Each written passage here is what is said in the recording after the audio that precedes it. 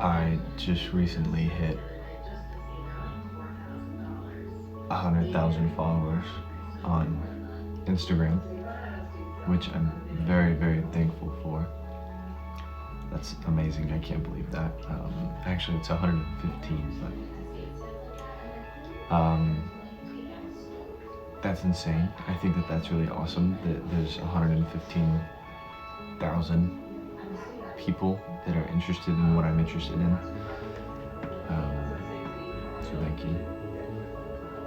You guys everybody is amazing. And I hope it keeps growing. There you go, make it all cutesy.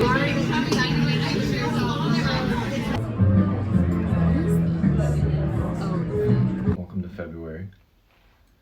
If you feel the same way that I feel, January went by incredibly slow. Just the whole month felt as if it were a year. And I don't think that that's necessarily like a bad thing, so to speak. I think that a lot happened this month that I think kind of forced me to kind of make some changes. And it did get me thinking a little bit about change in general, just because I was kind of forced into a lot of change by some outlying factors and everything like that. But ultimately, I feel a lot better. And I feel like I'm kind of toying with the notion that maybe sometimes life forces you to change. And you know, change is rather difficult most of the time. So it just got me thinking on whether or not you force yourself to change or life forces you to change. Either way, it's February, and I'm grateful that January is over. February feels just as hopeful as January did. I think Sophie and I did a really good job of coming into the new year with a much better positive outlook on things. And I think that that's kind of shaped the way that we go about our day-to-day lives. And that's not to say that we haven't had any bad days in January. In fact, I think that for the most part, the later portion of this month has been a struggle. It's been rather hard, but I think that we've both done a very good job of knowing that through our own personal experiences that just because something is hard doesn't mean that it's going to stay that way forever. And I think that both of us have kind of gotten to the point now where it's like, okay, we understand that we're going through, not internally within our relationship, externally, us against corny, like, in a corny way, against the world, like outlying factors, and us being able to work together as a team to just be like, okay, bad things happen, yes, but usually bad things happen before something good happens. You know what I'm saying? It's kind of like a pattern that like both of us have come to recognize. And so I think that with the recent struggles, we have found that we're a lot more focused. We don't lack clarity in the direction that we need to go. Whereas I feel like when we were a little bit younger, it was like something bad happened, let's pivot.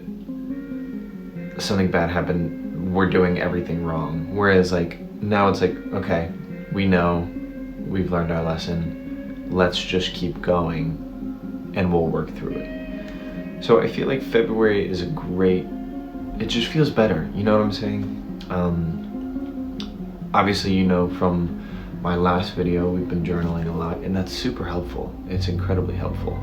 Just because it's like we're actually seeing things written down in front of us, and I'm a very visual person. I really like to have tangible things that I can either look at or feel and touch and, like read and see in front of me. So I guess I'll share with you guys some of those prompts that I've written that I did for kind of like last year, so to speak, but I feel like I'm going to do them every month. I just really haven't had the chance to.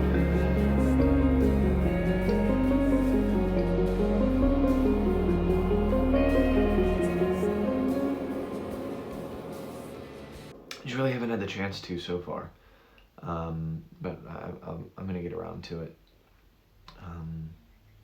But yeah.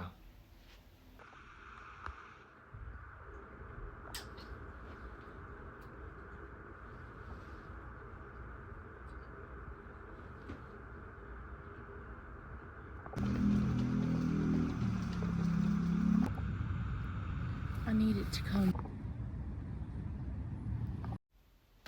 It's rather strange because I feel like I don't usually have a lot of time to come down and just like sit and record a video, and now that I have the time, it's like I have all these things that I want to talk about, but I don't have a structure just because this is still relatively new to me in terms of long-term format things, which is fine.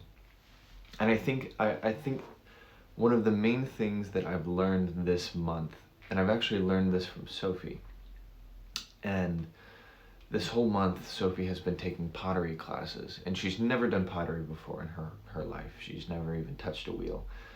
And she took classes the whole entire month, and being able to see her progress and see her kind of cultivate this new fascination with this art form has been really inspiring, because she was obviously not good at it when she first started, and now that she's taken the time to learn different techniques and go to these classes and stay consistent with it and interested in everything like that, she's gotten exponentially better. And I find that that's one of the more valuable lessons that I've learned, that it's okay to be really bad at something and not have any idea what you're doing. My whole life I've spent having a pretty good gauge on whether or not I'm good at something, as well as I'm one of those people that growing up, it didn't take very much for me to understand topics, or be able to do something very quickly. And so trying to find a structure that is as free-formed as this is kind of tedious sometimes, and it's kind of daunting to think about, just because I'm so used to my brain being like, okay, we're gonna do this, this, this, this, and this, and then checking those things off, whereas this is so much more free-formed, and it's very open and not as structured as I think that I would like it to be. But I think that that's another lesson that I've been trying to teach myself, is that not everything needs to be as structured as I'd like it to be. If you can't tell, I'm a very structured person. I like organization, I like plans, and I like knowing derivatives. It's just the way that I was taught. And I think that comes from when I was really young.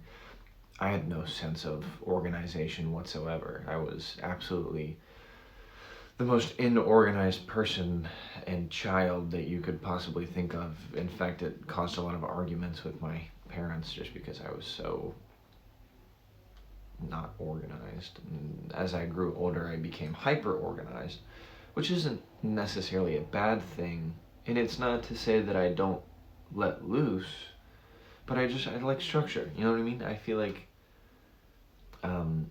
that's not an awful thing, but it is kind of controlling sometimes. Anyways, yeah, January was a lot of fun. There was a lot of things that I think I got to learn. Whether or not it was by choice is a different topic. But I feel like January has been the best month of my life physically. I've felt so strong physically this past month, and I've been seeing a lot more progress in the gym. I've been really enjoying going to my gym every day, and incorporating a little bit more cardio has been nice, especially because these colder months I don't like to go out and run while it's freezing fucking cold outside. I'm just not one of those people. Oh well. So I've been doing a lot more biking inside. That's been really nice. I've been really enjoying that. Just because it's like a nice steady form of cardio, and I don't mind doing the Stairmaster. Sophie loves the Stairmaster. She does the Stairmaster for like an hour. I don't know how she does that. She's super strong. But I like to sit on the bike for like an hour, because then I can just like, as weird as it is, I can just like sit on TikTok or watch a YouTube video and not have to worry about holding my phone the whole time. But physically speaking, I feel like January has been a month that I've grown almost like with a quickness. And I love seeing the progress. I'm not gonna lie, it's fantastic seeing your body change physically. It's really nice. Artistically speaking, January has been hit and miss, just because I've been so preoccupied with other responsibilities that I haven't really been able to kind of dive into my art as much as I would like. However, I auditioned for about 4 projects and got 3 callbacks, so that's fantastic. That's really fun. My next audition, in-person audition, is Wednesday, this upcoming Wednesday, for a role that I'm actually very excited to play. One that I'm like very interested in playing, and I know that I could do a good job with as well. So I'm very, going into live auditions for callbacks is always nerve-wracking, because it's it's the first time usually nowadays that you're going to be standing in front of the casting director, you're going to be standing in front of the director, you're going to be standing in front of whoever else is there, and it's just you and them in a room. But I think my very first time that I ever did this was with 7 Deadly Sins, which was the show that I was wrapping up around this time last year, actually, which is almost done. Very excited for that one to come out. And it was my first time ever in front of like a relatively larger group of people who were, going to be judging me, because ultimately that's what they're doing, they're judging you. And I got so nervous. Everything that I felt in the waiting room just immediately ran away from me. And then it was like I just, every aspect of what I had planned during that audition just went out the window. And I only acted on like these impulses that I was getting from my reader. And I remember leaving the audition room and calling Sophie and being like, I fucking bombed it. I bombed it. It went awful. It was the worst audition that I've ever done. I was so unprepared once I got in there, and I thought that I was ready, and it's not even that I messed up any lines, it was just the way that I thought that I was going about it was not the way that I intended. I'm like, I screwed it. I'm not gonna get it. And then fast forward 2 weeks later, and I get the call, and I got the lead part.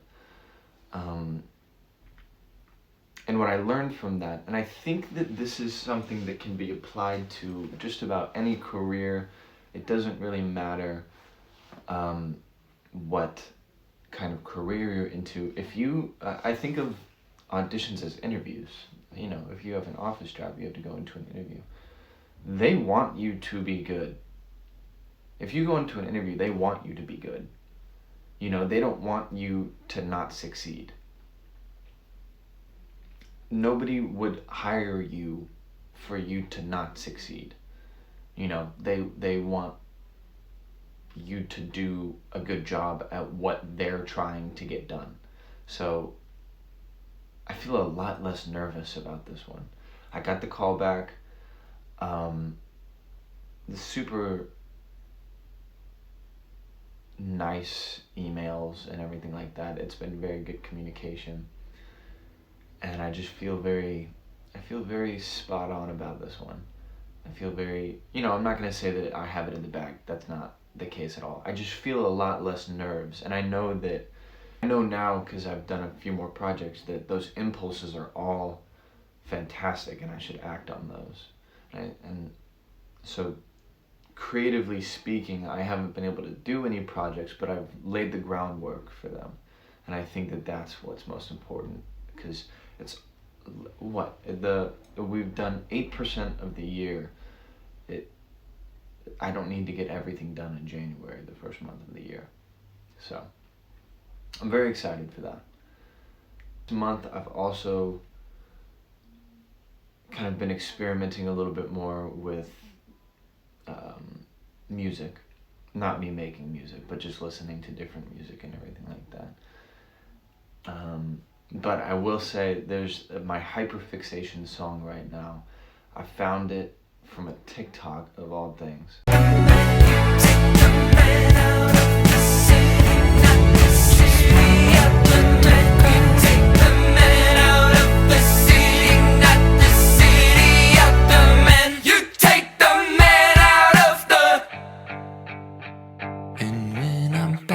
Chicago, I feel it. Another version of me. I was in it. Oh, I waved goodbye to the end of beginning. Of course. I'll play it. It's such a good song, but it's that one that's like, it was in a Normal People edit, which great show. I haven't finished it, but I just, it's a little triggering. I kind of relate a little bit too much to Connell. It's like one of Sophie's favorite shows, and we watched it. And I think I got like four episodes in, and it just got to be a little too much at the time. And I'd like to continue it because I'm in a better headspace now, but that show is fantastic. But it's you can take the man out of the city, not the city out of the man, that song. I'm going to play it for you because it's fantastic. But I've listened to that song about 64,000 times in the past 2 weeks. It's a great song. One of the things that I've been like really enjoying this past month is, of course, writing. You know that I deeply, deeply enjoy writing, and it's a little bit of a curse sometimes, just because, there's that whole stigma of the writer's mind. And for the most part, I do feel like it's rather true. And I've been toying with this. I had this conversation with Sophie the other day that I feel like sometimes I'm only my best when I'm at my lowest. And that's definitely something that I'm trying to get out of. You'll have to let me know if you feel this way in general, if it's just me, where sometimes I feel like I do my best performances, I write my best, I act my best, I think my best, when mentally I am in a detrimental place. But I know that that is such a toxic, and it's just not endearing to think that way, because then you start to think that you have to be sick. and you don't. So that's definitely something that I'm going to try and work on this upcoming month, to just try and be a little bit more aware of those feelings, just because, I don't want to feel that way. I have felt that way for the majority of my elder teen and young adult life. And that's no way to live. It's not sustainable. I'm gonna crash. And I don't want to do that again. And so that's definitely one of those things that I've been toying with a lot in my brain, trying to find the balance, so to speak, in that sort of mentality. Because there is a certain way that the brain processes things when you are in a poor mental state. And unfortunately, I am of the impression that we should struggle. And I'm not saying that we have to suffer, but we should struggle. And I feel like, for the most part, whenever I, personally, feel as if I have to struggle, I end up suffering. And I think that January was the first month in a very long time, maybe if ever, that I struggled but didn't let myself suffer. And so I'm very proud of myself for that. And it's caused a lot of differences in my day-to-day life, because sure, I can struggle, I can have a rougher day, but I'm not going to soak in that struggle and allow myself the opportunity to suffer in silence. It's just not conducive to being productive, because you can struggle and be productive. You can't suffer and be productive. So that's another one of the bigger lessons that I learned this past month. I'm very grateful for January. As slow as it was, as maybe unlucky as it was, as not planned as I would have liked it to be, I was taught a lot. And I think that this is maybe one of the first times in my life where I'm seeing hindsight in front of me, where it's like, I understand why I'm doing this. I understand why I'm going through this. I understand why these certain challenges have been placed in my way, and it's to teach me these things and for me to grow. And it's very weird because, I think that also, this has turned into lessons in January, but I think for the most part, people tend to forget that you ask for this growth. You ask for a better life. You ask for more understanding. You ask for personal growth. And then when you are faced with the challenges to help you grow, instead of seeing it as a way to overcome, you let it conquer. And I did that for so long. And I'm not going to act like I am some professional of overcoming challenges all of a sudden, when this is the first time in my life that I feel as if I have been able to do so.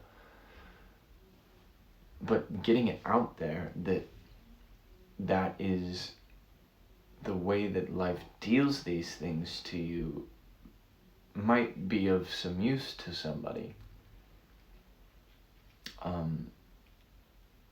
Growing up, I didn't really have another individual to tell me these things. I didn't have somebody to kind of sit me down and tell me that, maybe that this is the way that the world works.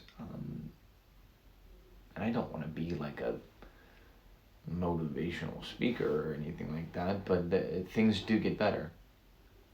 This is coming from somebody who has been at the lowest. So take your month, try and reflect on some things that you can reflect on in January. Get a journal, write things down, write out your failures, put it in front of you, and I guarantee you that list is going to be so much smaller than what you think it is. And then just work on it. And realize that the challenges that are being placed in front of you are not to keep you down, but for you to grow. And I think that February is going to be a lot better for you. Anyways, back to the video. Yeah, so really that's January. I've been playing Rocket League again on the Nintendo Switch, so that's fun. Nothing else has been really happening, just making more content and more videos. That's always great. I have some new fashion stuff coming. I'd like to do a little bit more fashion on YouTube, just because I think that would be a lot of fun, a lot of kind of longer format-esque type videos. That would be pretty cool. And that's it. So thank you so much for stopping by again, and I'll see you guys soon. As always, you can follow me on Instagram and TikTok and Pinterest, so I'll link those in the description as well. And then go check out Sophie. Sophie's almost to 10,000 followers on Instagram, so if you want to get her there, that would be awesome, just because she loves to do this stuff. So, alright, I will see you all later. Have a great day. Have a good February, and work hard. You got it.